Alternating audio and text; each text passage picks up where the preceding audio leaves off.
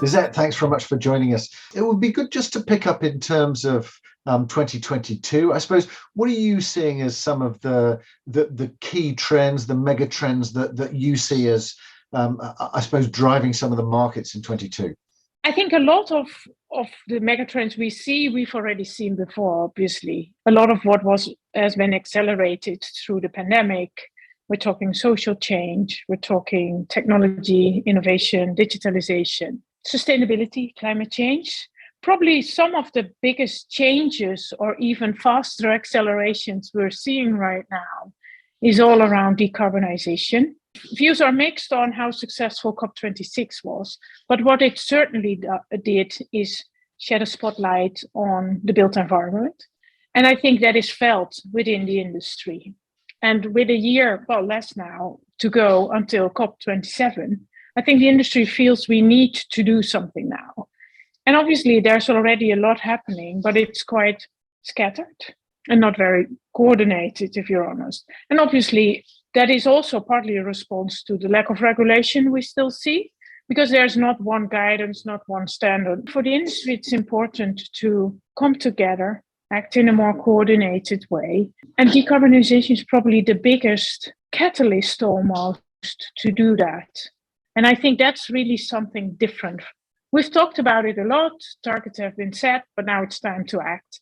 And I think that is almost the biggest change overall from what we've seen before. At ULI, we've actually just started a new initiative, a fast track to decarbonization, in collaboration with some of the major industry leaders in investment and fund management, including Heinz, Schroders, Catella, Redefco, Arab, and Allianz, to focus on this topic and especially focus on the how. What are the biggest hurdles? What is already happening by others to not duplicate the initiatives that are already going on?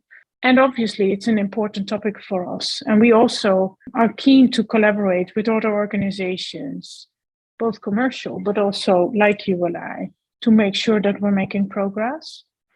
And then apart from that, the conference that's now taking place from the 11th until the 13th of May will address many of these topics as well, including social change, which we all see coming, and some of it we're already experiencing. But what can we expect after the pandemic, whenever that may be? It will be about digitalization. Will that wave of prop tech that we're seeing, is that really helping the industry to innovate, to digitalize, or are there other better ways? It's about the future of real estate now, based on macroeconomic outlook, geopolitical outlook, and of course that social change. How will the industry change? What will we be looking at for the next, say, 5 to 10 years? And it's about housing, affordable housing still being one of the major issues. And trying to look at that also from a bigger, almost central bank perspective, is what are sometimes unintended consequences of monetary policies affecting this as well. And it would be interesting to get, given where we are in the year at the moment, Lisette, just your view, I suppose. What are your aims for ULI Europe, especially in the coming year? The aims for ULI Europe are to really contribute to some of the topics that I just mentioned on climate change, on housing affordability.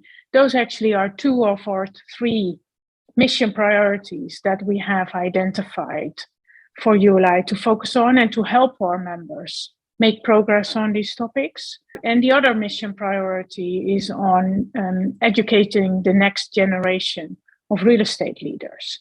And to us, that is a very broad thing. That is not just those already active in the industry.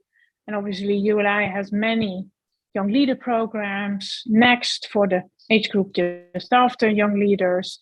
And we try to bring those groups together.